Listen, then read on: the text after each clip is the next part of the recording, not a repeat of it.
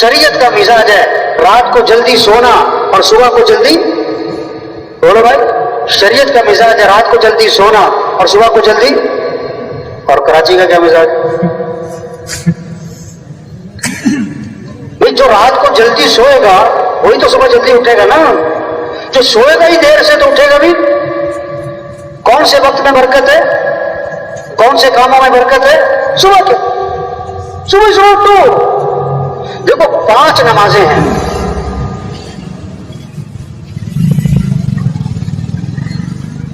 5 نمازیں ہیں نا۔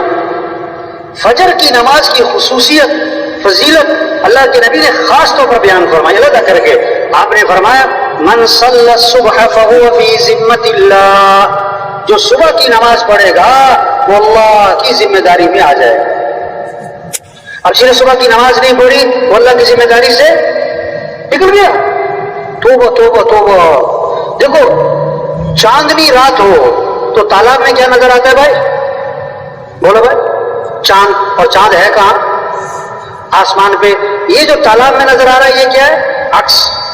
اگر کوئی تالاب میں چھلانگ لگائے کہ میں چاند کو پکڑ لوں تو اسے کیا کہو گے؟ پاگل ہے، بیوقوف ہے۔ اور یہ تو عکس ہے۔ آج رزق نظر آتا ہے دکان میں، رزق نظر آتا ہے دفتر میں، رزق نظر آتا ہے کاروبار میں، اور اللہ قرآن پاک میں فرماتے ہیں وَفِي السَّمَاءِ رِزْقُكُمْ، تمہارا رزق تو آسمانوں میں ہے۔ تمہارا رزق کہاں ہے؟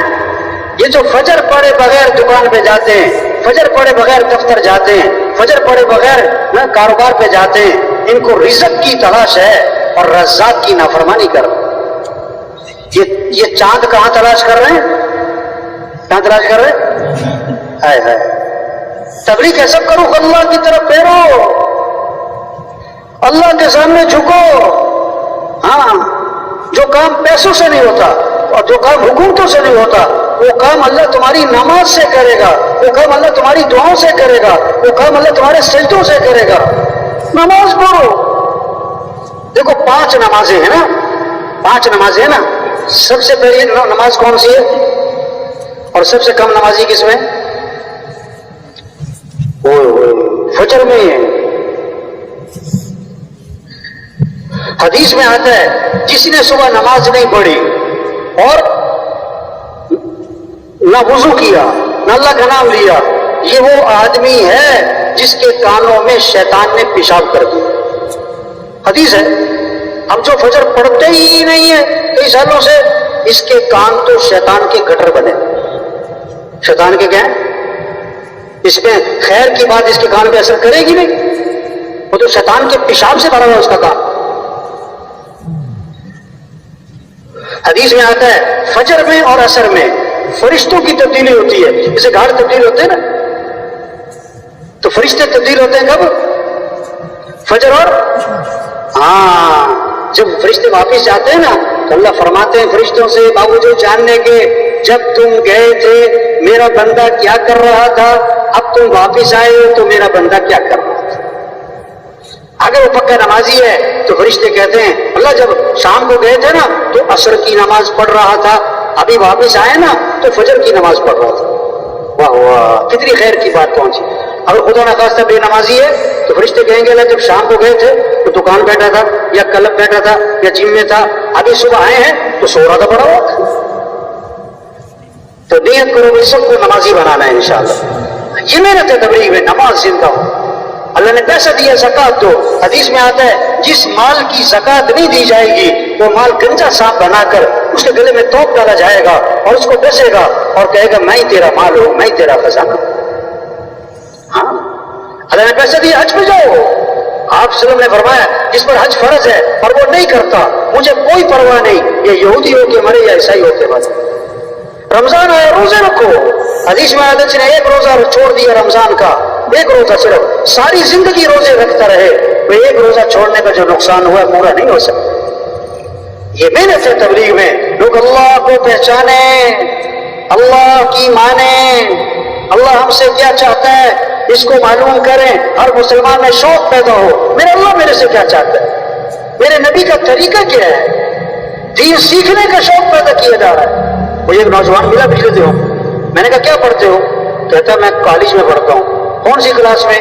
کہتا فرسٹ ایئر میں. میں نے کہا بتانا غسل کے فرض کتنے ہیں؟ کہتا 8. میں نے کہا پورے کر کے دکھاؤ ذرا. اب منہ دیکھے بھائی ہم مسلمان ہیں, اسلام کو سیکھو بھائی, دین ہمارا کیا سکھاتا ہے, اللہ ہم سے کیا چاہتا ہے. نماز سیکھو بھائی, دین سیکھو بھائی. ہمارے یہاں ایک بھی بات چلتی ہے, بارات جا رہی ہے مسجد کی طرف, کیوں کہ دولہا نے شادی کے نفل پڑھنے, شادی کے نفل, ویسے کہ کوئی جائے نہ جائے شادی کے نفل. تو ایک بارات گئی مسجد,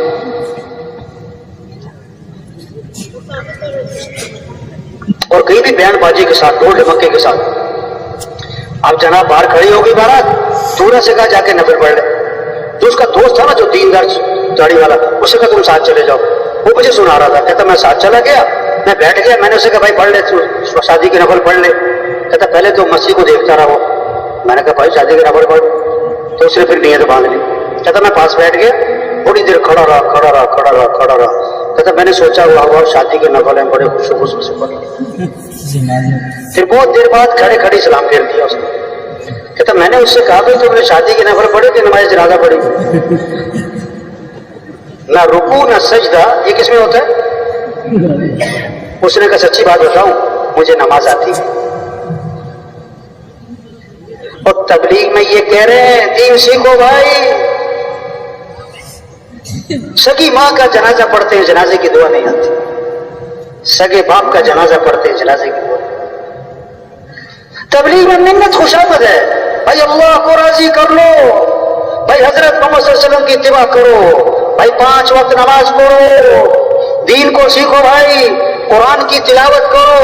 دن میں 600 مرتبہ موبائل کو کھولتا ہے اور قرآن کتنی دفعہ کھولتا ہے؟ یہ کیسے مسلمان ہیں کہ سال ختم ہو جاتا ہے قرآن ختم. آپ صلی اللہ علیہ وسلم نے فرمایا ہر چیز کا ایک دل ہوتا ہے, اور قرآن پاک کا دل سورہ یاسین ہے. آپ نے فرمایا جو صبح کو سورہ یاسین پڑھے گا اللہ شام تک کے کاموں میں اس کی مدد فرمائے. ہمارے گھروں میں فضا بنے قرآن کی. آپ نے فرمایا جو رات کو سورہ ملک پڑھے گا اللہ اسے قبر کے عذاب سے بچا لیں گے. آپ نے فرمایا کہ جو رات کو سورہ واقعہ پڑھے گا اس پر فاقہ نہیں آئے گا. آپ نے فرمایا کہ تم اس بات سے عاجز ہو کہ 1000 آیات پڑھ لیا کرو. صاحب نے عرض کیا حضور 1000 آیات کا پڑھنا یہ تو بڑا مشکل کام ہے. آپ نے فرمایا جو سورہ الہاکم التکاثر پڑھے گا اسے 1000 آیات پڑھنے کا ثواب ملے گا. یہ شوق پیدا ہو جائے ہمارے وزیروں میں, وکیلوں میں, ججوں میں, مزدوروں میں, غریبوں میں, دیہات والوں میں, شہر والوں میں. ہاں یہ شوق پیدا ہو, مجھے قرآن پڑھنا ہے, مجھے اللہ کا ذکر کرنا ہے. آپ صلی اللہ علیہ وسلم نے فرمایا جو 100 مرتبہ پڑھے لا الہ الا اللہ, لا الہ الا اللہ, لا الہ الا اللہ, فرمایا جو 100 مرتبہ روزانہ پڑھے گا جب قیامت کے دن اٹھے گا تو اس کا چہرہ 14ویں رات کے چاند کی طرح چمک رہا ہو. اب مزدور مزدوری کر رہا ہو اور زبان پر کیا ہو لا الہ الا اللہ. ڈرائیور گاڑی چلا رہا ہو اور زبان پر کیا ہو لا الہ الا اللہ. آپ نے فرمایا جو کثرت سے درود شریف پڑھے گا جنت میں اسے میرا پڑوس ملے گا. ایک صحابی نے عرض کیا حضور میں نے ذکر کا وقت طے کیا, اس میں سے کتنا وقت درود شریف کو دے دوں؟ پھر خود ہی کہا حضور 1/4 وقت دے دوں درود شریف کو. آپ نے فرمایا ہاں ٹھیک ہے لیکن درود شریف زیادہ کر لو تو بہتر ہے. میں نے کہا اچھا میں 1/3 وقت درود شریف کو دے دوں؟ میں ٹھیک ہے لیکن درود شریف اور زیادہ کر لو تو بہتر ہے. میں نے کہا اچھا میں آدھا وقت درود شریف کو دے دوں؟ میں ٹھیک ہے لیکن درود شریف اور زیادہ کرو تو بہتر ہے. میں نے کہا اچھا میں 2/3 وقت درود شریف پڑھتا ہوں, 1/3 باقی اذکار. آپ نے ہاں ٹھیک ہے لیکن درود شریف اور زیادہ کر لو تو بہتر ہے. میں نے کہا اچھا میں سارا وقت درود شریف ہی پڑھوں گا. آپ نے فرمایا اذن تکفی ہموں کا ویغفر ذنبوں کا, اگر تم ایسا کرو گے تمہاری ساری پریشانیاں دور کر دی جائیں گی اور تمہارے سارے گناہوں کو معاف کر دیا جائے گا. ہاں یہ فضا بنے ہمارے غریب مالدار, ہمارے افسر, ہمارے جج, ہمارے حکمران, ان کے ہاتھوں میں کیا ہو تسبیح ہو. آج ہاتھوں میں موبائل نظر آتا ہے، تسبیح نظر، دونوں موبائل ہے جیب میں، تسبیح نہیں۔ اگر کسی کو تحفے میں موبائل دے دو نا، بڑا خوش ہوتا ہے، بڑا شکریہ ادا کرتا ہے اور بار بار اسے دیکھتا ہے۔ اور اگر کسی کو تسبیح تحفے میں دے دو نا تو حیران ہو کر دیکھتا ہے، کہتا کیا ہوا تو۔ آج بچے کو بھی چپ کرانے کے لیے کیا دیتے ہیں؟ نہیں، تسبیح ہو، اللہ کا ذکر کرو، درود شریف پڑھو۔ چھوٹا سا درود شریف بتاؤں، صلی اللہ علی النبی الامی، صلی اللہ علی النبی الامی، صلی اللہ علی النبی الامی۔ جیسے برفی میں مزہ آتا ہے نا کھانے میں، جلیبی، گلاب جامن، ہمیں مزہ ہے کس میں؟ اللہ کا نام لینے میں۔ درود شریف پڑھنے میں کیا ہے؟ مزہ ہے۔ ہاں، ہمارا زمیندار ہل چلا رہا ہو اور زبان پر کیا ہو؟ صلی اللہ علی النبی الامی، صلی اللہ علیہ، مستویات گھر میں روٹی پکا رہی، آٹا گوندھ رہی، اور زبان پر کیا ہو؟ صلی اللہ علیہ وسلم، صلی اللہ علیہ وسلم۔ درود شریف پڑھنے کا شوق پیدا ہو۔ آپ نے فرمایا جو کثرت سے استغفار کرے گا اللہ ہر تنگی سے اسے نکالے گا، پریشانیوں سے بچائے گا، اللہ وہاں سے رزق دے گا جہاں سے واموں کو ہاتھ بھی نہیں۔ استغفار فرماتے ہیں وما كان الله ليعذبهم وانت فيهم وما كان الله معذبهم وهم يستغفرون۔ اللہ فرما رہے ہیں کہ محمد صلی اللہ علیہ وسلم جب تک آپ ان میں موجود ہیں نا ان پر عذاب نہیں آئے گا، اور جب تک یہ استغفار کرتے رہیں گے ان پر عذاب نہیں۔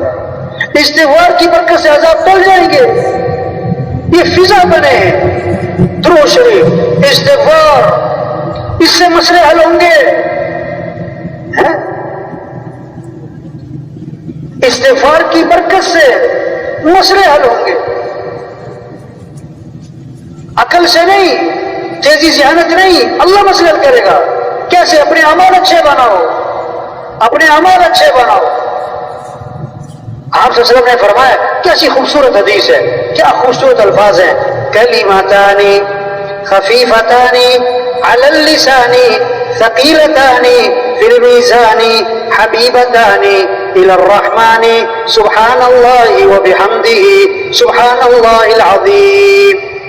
کیا خوبصورت الفاظ، یہ دو کلمے ہیں جو زبان پر بہت ہلکے ہیں، قیامت کے دن ترازو میں بڑے وزنی ہیں، اللہ کو بڑے محبوب ہیں۔ وہ کیا ہیں؟ سبحان اللہ وبحمدہ سبحان اللہ العظیم، سبحان اللہ وبحمدہ سبحان اللہ العظیم۔ یہ محنت ہے تبلیغ میں، تو سب نیت کرو بھائی، ہر مسلمان کو ذکر پر لانا ہے انشاءاللہ، روزانہ قرآن کی تلاوت کرنی ہے، اور اپنے مسائل کس کے سامنے رکھنے ہیں؟ کس سے مانگنا ہے؟ صبح کی دعائیں پڑھو، شام کی دعائیں پڑھو، اس سے مسئلے حل ہوں گے۔ مسئلے کون حل کرے گا؟ اللہ۔ کیسے؟ اپنے اعمال اچھے بناؤ، اپنے مسئلے اللہ کے سامنے رکھو، موقع کی دعائیں پڑھو بھائی۔ عبداللہ بن عمر رضی اللہ عنہ فرماتے ہیں حضور صلی اللہ علیہ وسلم اس دعا کا پڑھنا کبھی نہیں چھوڑتے تھے، نہ صبح چھوڑتے تھے نہ شام چھوڑتے تھے۔ کون سی دعا ہے جو اللہ کے نبی نہ چھوڑیں، نہ صبح نہ شام؟ ہمارے لیے کتنی ضروری ہے، بچوں کے لیے، بیوی کے لیے۔ تو یہ دعا یاد کرو بھائی، یہ دعا پڑھو بھائی۔ اللہم انی اسألک العافیۃ فی الدنیا والآخرہ، اللہم انی اسألک العفو والعافیۃ فی دینی ودنیای واہلی ومالی، اللہم استر عوراتی وآمن روعاتی، اللہم احفظنی من بین یدی ومن خلفی وعن یمینی وعن شمالی ومن فوقی واعوذ بعظمتک ان اغتال من تحتی۔ اس دعا کو اللہ کے نبی نہ صبح چھوڑتے تھے نہ شام چھوڑتے۔ یہ اللہ سے مانگو۔ حدیث میں آتا ہے من لم یسأل اللہ یغضب علیہ، جو اللہ سے مانگتا نہیں اللہ اس سے ناراض ہو جاتا ہے۔ اللہ اس سے کیا ہو جاتے ہیں؟ لوگوں سے مانگو تو لوگ کیا ہو جاتے ہیں؟ ناراض، اور اللہ سے نہ مانگو تو اللہ سے مانگو۔ اس پر تبلیغ میں اس پر محنت ہو رہی ہے، اس پر آنا ہے، اس پر لانا ہے۔ اللہ کی مانو، نماز آؤ، قرآن پڑھو، اللہ کا ذکر کرو، اپنے اخلاق اچھے بناؤ۔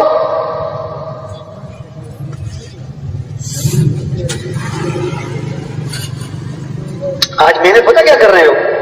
کپڑے اچھے ہو، जूता अच्छा हो, घड़ी अच्छी हो, मोबाइल अच्छा हो, गाड़ी अच्छी हो, घर अच्छा हो, टाइल अच्छी हो, बर्तन अच्छा हो, जेवर अच्छा हो, फर्नीचर अच्छा हो। ओ मेरे भाई, जिंदगी तो अच्छी बनेगी अगर आमाल अच्छे होंगे, अखलाक अच्छे होंगे तो जिंदगी अच्छी बनेगी।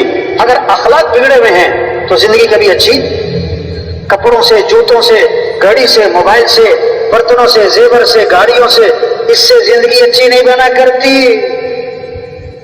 अपने आप को अच्छा बनाओ, अपने अखलाक अच्छे बनाओ। अखलाक किसे कहते हैं? सिलमन कतात, जो तुमसे रिश्ता तोड़े तुम उससे रिश्ता जोड़ो, जो जुल्म करे उसे क्या करो, माफ करो, जो बुराई करे तो बदला किससे दो। ये अखलाक है। आप सल्लल्लाहु अलैहि वसल्लम ने फरमाया कामिल ईमान वाला कौन है? कामिल ईमान वाला फरमाया जिसके अखलाक अच्छे, जिसके क्या अच्छे हों। दूसरी बात फरमाया सबसे ज्यादा वजनी चीज क़यामत के दिन तराजू में जब नेकियां बुराइयां तोली जाएंगी तो सबसे वजनी नेकी आदमी के हुस्न अखलाक, आदमी के हुस्न अखलाक अच्छे बनो, नरमी पैदा करो, माफ करना सीखो। एक साहबी ने अर्ज किया हुजूर मेरा गुलाम है गलतियां बहुत करता है। क्यों भाई, सुन रहे कि सो गए भाई, थक तो नहीं गए भाई? एक साहबी ने अर्ज किया हुजूर मेरा गुलाम है गलतियां बहुत करता है, मैं कब तक माफ करूं? आप खामोश रहे। फिर अर्ज किया हुजूर मेरा गुलाम है गलतियां बहुत करता है, मैं कब तक माफ करूं? आपने फरमाया अगर एक दिन में 70 मरतबा गलती किया करे तो माफी कर दिया करो। क्या खूबसूरत अखलाक सीखा। मेरा बयान था पुलिस वालों में, तो मैंने एक हदीस सुनाई। एक साहबी ने अर्ज किया हुजूर मुझे नसीहत फरमाएं। आपने मुख्तसर सा जवाब दिया ला तग़ज़ब, गुस्से पे काबू पाओ, नसीहत खत्म। अर्ज के हुजूर और नसीहत फरमाएं। फरमाया ला तग़ज़ब, गुस्से पे काबू पाओ, नसीहत खत्म। अर्ज के हुजूर कुछ और नसीहत फरमाएं। फरमाया ला तग़ज़ब। फरद्दद मिरारन फ़क़ाल ला तग़ज़ब। बार बार अर्ज किया हुजूर कुछ और नसीहत फरमाएं। हर बार फरमाया अपने गुस्से पे काबू पाओ। बयान के बाद जो पुलिस का सबसे बड़ा अफसर बैठा था ना, कहता मौलवी साहब इसे एक हदीस पर अमल हो जाए ना तो हमारी जेल की कचहरियों के थानों के आधे से ज्यादा मसले हल होंगे। गुस्से पे क्या करो। एक से पूछा जेल में कितना अरसा हो गया है? कहता 15 साल। क्या हुआ था? कहता मैंने आदमी मारा था। क्यों मारा था? कहता उसने मुझे गाली निकाली थी। उससे पूछा अब जेल में कितनी गालियां पड़ती? कहता अब तो रोज ही पड़ती। तो एक गाली बर्दाश्त कर लेता अल्लाह के बंदे, बर्दाश्त, उससे बेकाबू। आपने फरमाया पहलवान वो नहीं है जो किसी को उठा के फेंक दे, पहलवान वो है जो गुस्से के वक्त में अपने नफ्स पे काबू पाए।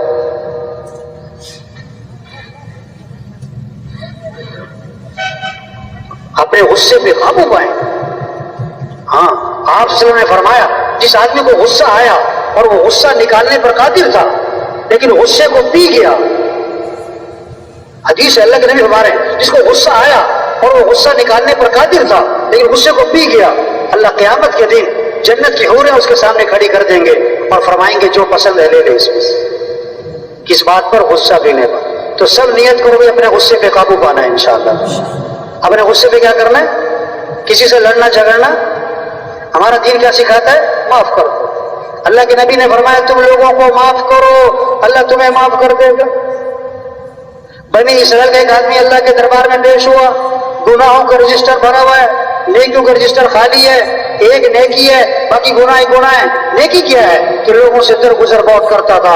अल्लाह ने फरमाया ये हमारे बंदों से दरगुजर करता था, हम इससे दरगुजर करते। वो गुस्सा, अच्छा लड़ाई किसी दुश्मन से हो ना, आज तो लड़ाई किससे? बीवी से, भाइयों से, पड़ोसी से। तो एक आदमी मिला मुझे, सुबह का वक्त था, सुबह का वक्त ना, ऐसे खामोश बैठा हुआ है, बड़ा गुस्से में बैठा हुआ है, ऐसे मुंह बना के।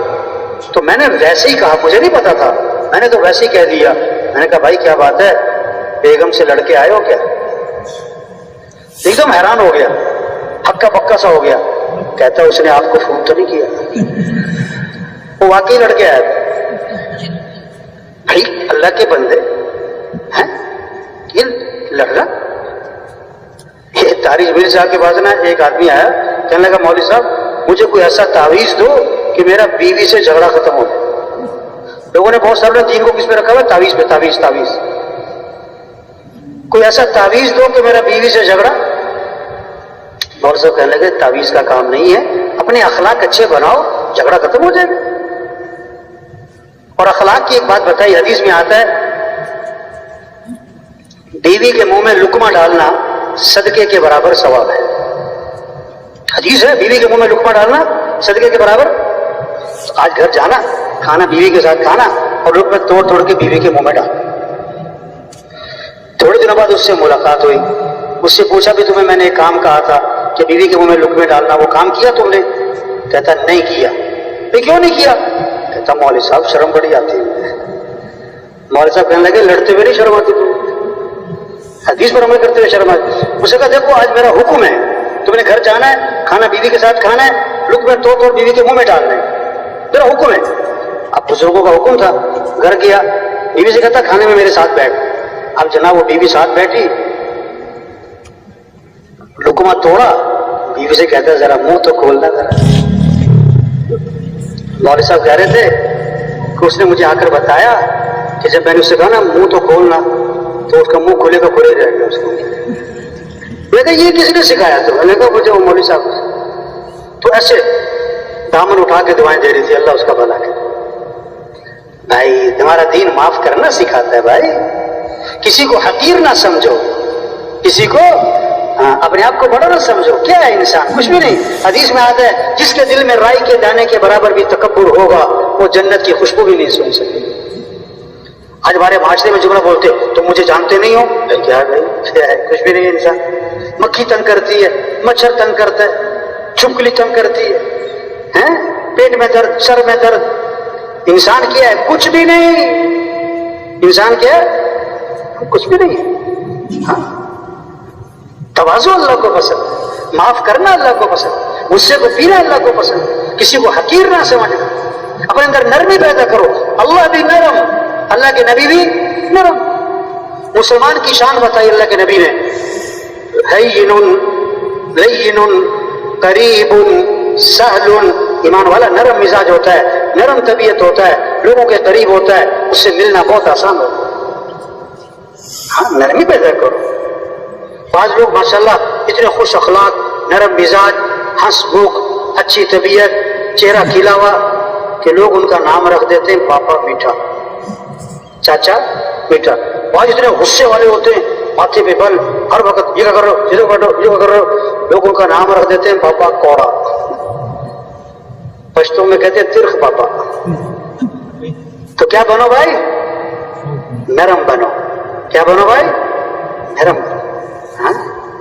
انس رضی اللہ عنہ فرماتے ہیں میں نے 10 سال خدمت کی حضرت محمد مصطفیٰ صلی اللہ علیہ وسلم کی، اور 10 سال کے عرصے میں اللہ کے رسول نے مجھے کبھی بھی کیوں کا لفظ نہیں فرمایا. کتنے سال؟ کون سا لفظ؟ یہ کیوں کیا تم نے، یہ کیوں نہیں کیا تم نے. 10 سال. ہم 10 دن میں 10 مرتبہ کہتے ہیں یہ کیوں کیا، یہ کیوں نہیں کیا، یہ کیوں کیا. تو بھائی کیوں کا لفظ زبان سے کیا کریں؟ ختم. اور کیوں کی جگہ کون سے جملے لاؤ؟ کوئی بات نہیں. کیوں کی جگہ کیا لاؤ؟ آپ گھر میں گئے، ناشتے میں آپ کو چائے ٹھنڈی ملی تو کیا کہو؟ سال میں نمک تیز ہو گیا تو کیا کہو؟ آپ جماعت میں ہو نا، اب خدمت والے نے ساتھ والے کی پلیٹ میں 4 بوٹیاں ڈالی اور آپ کی پلیٹ میں 1 بوٹی، وہ بھی نیری ہڈی کی ہڈی، تو کیا کہو؟ کوئی بات نہیں. آپ جماعت میں کھانا کھانے بیٹھے نا، آپ کی پلیٹ میں 2 بوٹیاں ڈالی خدمت والے نے، 2 ساتھی کھانا کھا رہے ہیں. اب جو ساتھی سامنے بیٹھا تھا نا اس نے پہلے 1 بوٹی اٹھائی، پھر دوسری بوٹی بھی اٹھا کے کھا گیا، تو کیا کہو؟ لڑنا نہیں ہے کہ دوسری بوٹی کیوں کھائی تم، پھر کیا ہو گیا بھائی؟ کوئی بات نہیں. کیا کہو؟ آپ نے 5 کلو گوشت دیا لا کے گھر میں بیگم کو کہ قورمہ بناؤ شام کو، اور دیکھو مرچ ڈالنے سے پہلے نا میرا سالن نکال دینا، مجھے مرچ سے پرہیز ہے، بھولنا نہیں. بولے گئے ہو جائے گا. آپ نے دوپہر کو کھانا نہیں کھایا کہ شام کو قورمہ کھانا ہے. بڑی خوشبو آ رہی ہے، گھر پہنچے، دسترخوان پہ بیٹھے، بڑی بھوک لگی ہوئی ہے. بیگم سے کہا کہ وہ میرا سالن جو ہے بغیر مرچ والا وہ بھی لے آؤ. انہوں نے کہا میں تو بھول گئی، میں نے تو سارے میں مرچ ڈال دی. تو آپ کیا کہو؟ اب کہنا آسان ہے، اس وقت کہنا. میرا پچھلے دنوں کہیں بیان تھا تو میں نے یہ بات کہی کہ مرچ اگر سارے میں مرچ ڈال دی تو آپ کیا کہو؟ کوئی بات نہیں. ایک بندہ کھڑا ہو گیا بیان کے دوران, کہتا کیا بات ہے, بھوکے ہی سو گئے پھر وہ. اور بھائی اخلاق اچھے, یہ محنت ہے تبلیغ میں. نرم بنو, معاف کرنا سیکھو بھائی. ہاں, اپنے معاملات صاف ستھرے بناؤ. حدیث میں آتا ہے ایک صحابی نے عرض کیا, حضور مجھے ایسا عمل بتلائیں کہ میں مستجاب الدعوات بن جاؤں, میری ہر دعا قبول ہوا کرے, مجھے ایسا عمل بتلائیں. آپ نے کوئی لمبی چوڑی فہرست نہیں گنوائی, آپ نے فرمایا اپنی کمائی کو پاکیزہ بنا لو, تمہاری ہر دعا قبول ہوا کرے. کسی کا حق نہ دبانا, کسی کا پیسہ نہ مارنا. ہاں, آپ کے پاس جنازہ لایا گیا, آپ نے فرمایا یہ جو مرنے والا تھا اس نے لوگوں کے پیسے تو نہیں دینے. جواب ملا حضور اس نے لوگوں کے پیسے دینے. فرمایا میں اس کا جنازہ نہیں پڑھاؤں. اتنی سخت بات ہے. وہ خیر کا زمانہ تھا, ایک صحابی کھڑے ہو گئے, عرض کہ حضور اس مرنے والے کا سارا قرضہ میرے ذمہ. آپ نے جنازہ پڑھا دیا. او بھائی مرنے سے پہلے لوگوں کا حق دے دو.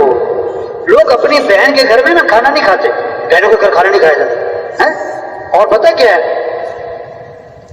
20 لاکھ روپے دبائے, 40 لاکھ روپے دبائے, 1 کروڑ روپے دبائے, وراثت میں حق اس کو, ویسے کھانا نہیں کھائیں گے. اچھا ایک عجیب بات لوگ بولتے ہیں, بھائی تم نے بہن کو حق کیوں نہیں دیا؟ کہتے میں نے جہیز دے دیا تھا. ہم نے کیا, ایک سے پوچھا تم نے فجر کی نماز کیوں نہیں پڑھی؟ کہتا میں نے تہجد پڑھ لی تھی. ارے تہجد فرض اپنی جگہ ہے, تم تہجد چاہے نہ بھی پڑھتے. آپ صلی اللہ علیہ وسلم آسمان کی طرف نگاہ اٹھائی, یہ ہاتھ آپ ماتھے پہ رکھا اور فرمایا اوفو بڑی سخت چیز نازل ہوئی ہے.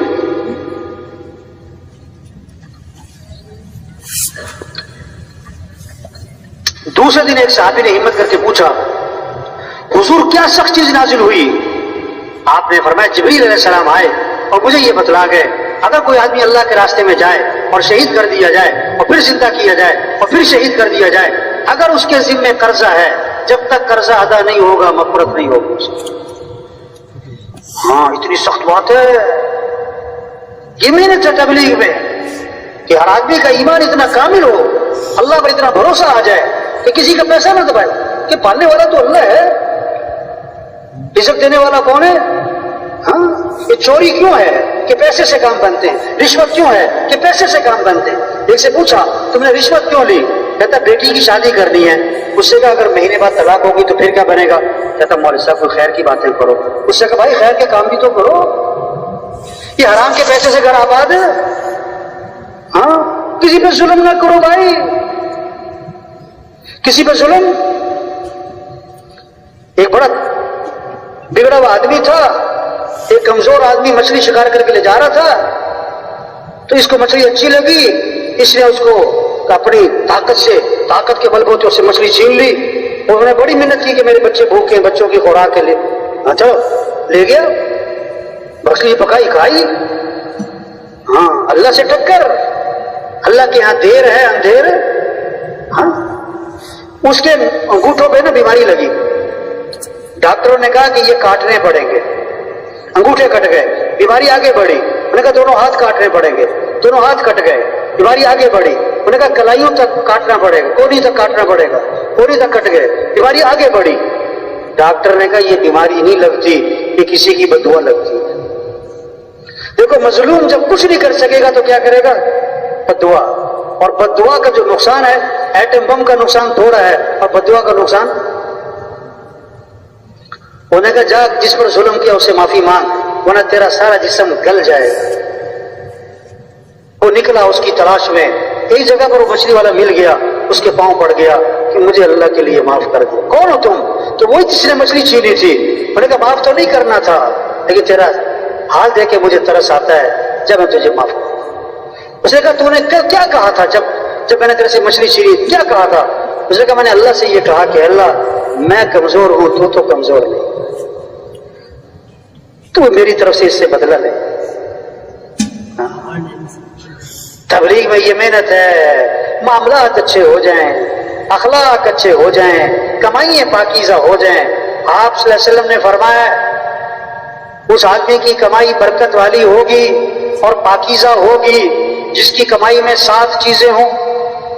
7 کام جو کرے گا اس کا کاروبار برکت والا ہوگا، پاکیزہ ہوگا. یہ چیزیں وجود میں آئیں ہمارے تاجروں میں، ہمارے مالداروں میں. آپ نے فرمایا پہلی بات، وہ مالدار، وہ تاجر جو بات کریں تو سچ بولیں، جھوٹ نہ بولیں.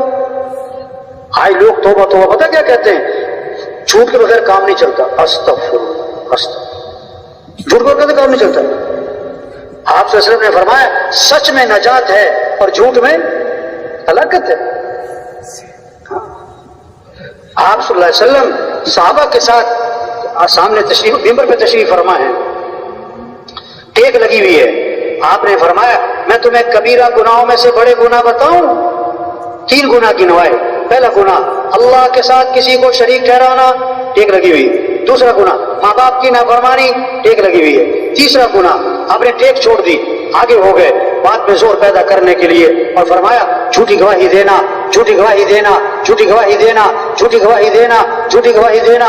آپ نے اتنا دہرایا اس جملے کو کہ صحابی فرماتے ہیں ہم دل ہی دل میں کہہ رہے تھے کہ کاش اللہ کے نبی خاموش ہو.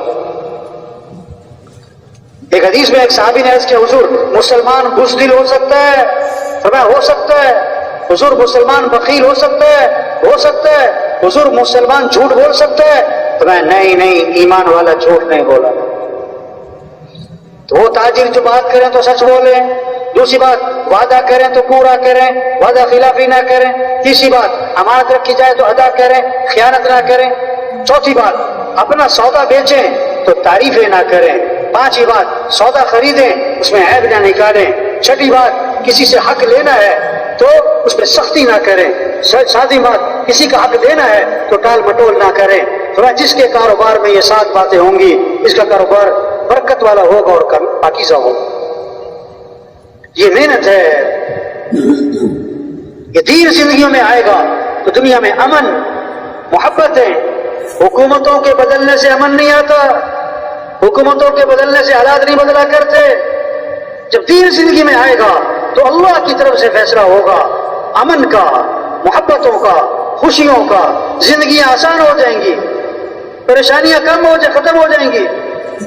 پریشانیاں مال کی کمی سے نہیں آتی، چیزوں کی کمی سے نہیں آتی.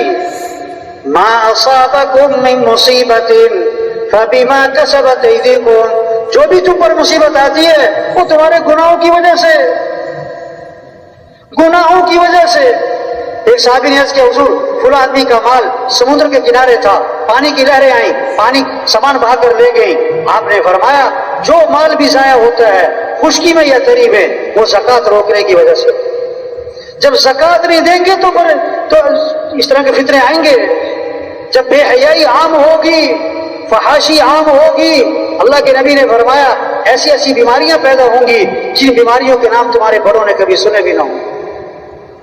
ہاں آپ صلی اللہ علیہ وسلم نے فرمایا آدمی محروم کر دیا جاتا ہے رزق سے اس گناہ کی وجہ سے جو وہ کر بیٹھتا ہے. جب گناہ ہوں گے، اللہ کی نافرمانی ہوگی تو محرومی آئے گی، پریشانیاں آئیں گی، مصیبتیں آئیں گی، غم آئیں گے. مسئلوں کا حل چیزیں نہیں ہیں، مسئلوں کا حل مال نہیں ہے، مسئلوں کا حل حکومتوں کا بدلنا نہیں ہے، مسئلوں کا حل اللہ کی طرف رجوع ہے. یا ایھا الذین آمنوا توبوا الی اللہ توبۃ نصوحا، اے ایمان والو توبہ کر لو. توبہ کا معنی لوٹ آؤ، اللہ کی طرف لوٹ آؤ، دین کی طرف لوٹ آؤ، اعمال کی طرف لوٹ آؤ، حیا کی طرف لوٹ آؤ، سنت کی طرف لوٹ آؤ، شریعت کی طرف لوٹ آؤ، نبی والی زندگی کی طرف لوٹ آؤ. وَتُوبُوا إِلَى اللَّهِ جَمِيعًا أَيُّهَا الْمُؤْمِنُونَ لَعَلَّكُمْ تُفْلِحُونَ. ایمان والو تم سب کے سب لوٹ آؤ اللہ کی طرف تاکہ تم فلاح کو پہنچو.